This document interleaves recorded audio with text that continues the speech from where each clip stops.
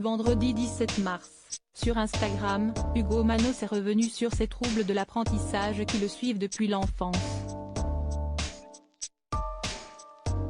À 34 ans, le compagnon de Laurent Ruquier a décidé de réaliser des tests qui lui ont permis de mettre un nom sur son problème neurologique.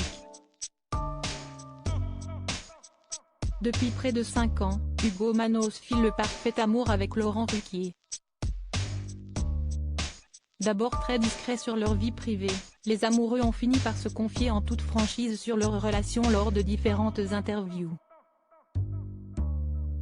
Au cours d'un entretien accordé à Jordan Deluxe, l'ancien chroniqueur de TPMP People s'était notamment confié sur sa rencontre avec l'animateur star de France Télévisions. En fait, il m'a envoyé un message sur Instagram pour me demander plus d'informations sur la pratique de l'électrostimulation, vu que j'ai des centres de sport. On a discuté à propos de ça.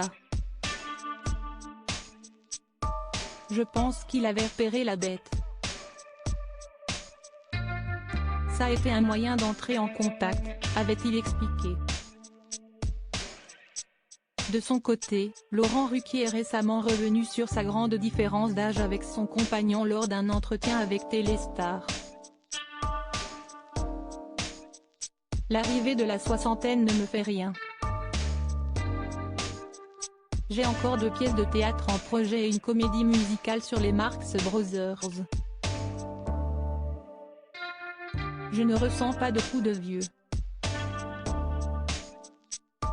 J'ai toujours été hors mode. Je n'ai pas pris la grosse tête, j'ai pris les grosses têtes. Je suis mieux dans ma peau qu'à 30 ou 40 ans. Parce que je vis avec un homme plus jeune que moi? Je ne pense pas. Il va quand même avoir 35 ans cette année, a-t-il confié. Hugo Manos revient sur son bilan neurologique vendredi 17 mars. Hugo Manos a partagé les résultats de son bilan neurologique sur son compte Instagram. Depuis l'enfance, le coach sportif franco-grec a toujours constaté qu'il était en décalage avec les autres.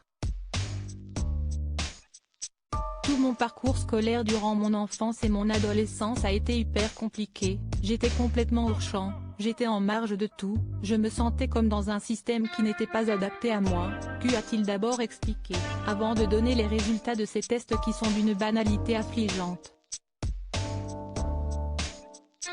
Alors je m'étais posé la question: est-ce que j'ai des troubles de l'attention et de la concentration?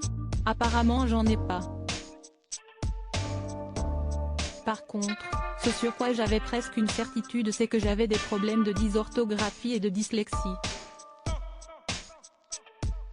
Et elle me l'a confirmé.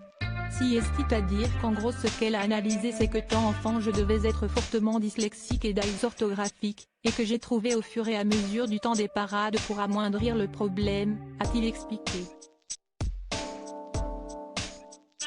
Des réponses, enfin après toutes ces années.